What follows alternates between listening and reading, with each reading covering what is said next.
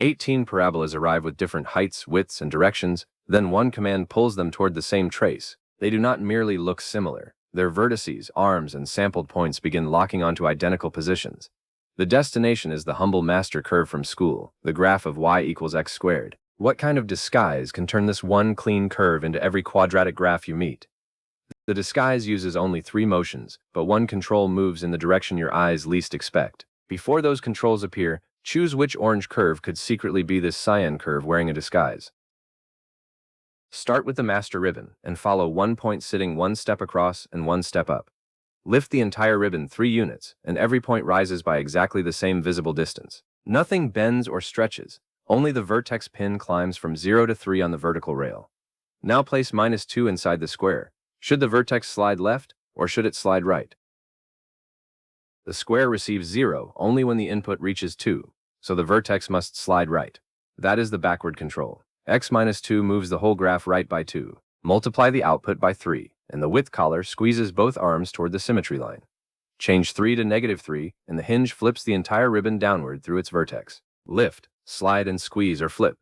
3 handles now control every visible feature of the ribbon. Now build a complicated-looking quadratic from the master ribbon without plotting a table of values. First, set the scale handle to 2 and squeeze the master ribbon around its unchanged vertex. Next, set the inside control to -2 and slide the vertex exactly 2 units right. Finally, lower every point by 3, carrying the vertex from 0 down to -3. The finished graph looks complicated, but its 3 glowing handles remember every move that created it. Read the vertex pin directly. 2 steps across, 3 steps down, with no equation solving required. 1 step from that pin, the ribbon rises 2 units, so the width collar records scale 2. But could every random-looking quadratic be carrying the same 3 memories beneath its visible surface? Bring back the opening swarm, and this time keep your eye on the 18 glowing vertex pins. The 18 curves differ only in lift, sideways position, width, and whether they open up or down. Which disguise should we undo first? Their position, their opening direction, or their different widths? Begin with position. Lower every vertex to the floor, and the swarm loses all vertical offsets. Now slide every pin to 0, and all 18 curves acquire the same center without changing shape. Flip the downward ribbons upward through that shared vertex, preserving the position we just recovered. Finally, rescale the arms. 18 different traces collapse, point for point, onto the cyan master curve. The orange curve from the opening lands there too, with every part of its disguise completely removed. Now the compact label earns its place. Y equals A times X minus H squared plus K. Here, A owns squeeze and flip, H owns the backward slider, and K owns the vertical lift.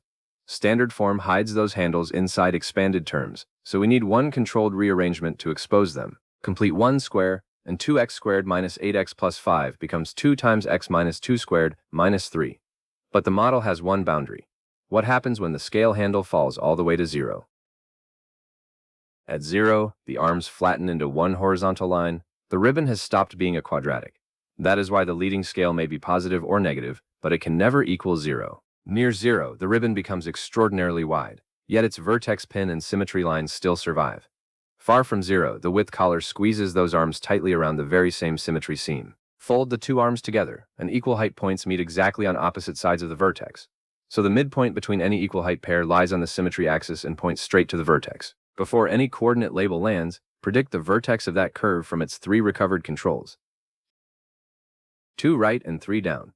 The vertex pin clicks into the point 2, -3. Watch the floor. An upward opening ribbon with its vertex below 0 must cross the floor twice. Raise the same vertex onto the floor, and those 2 contacts slide together into one repeated route. Lift the pin above the floor, and both contacts disappear because the entire ribbon stays above 0.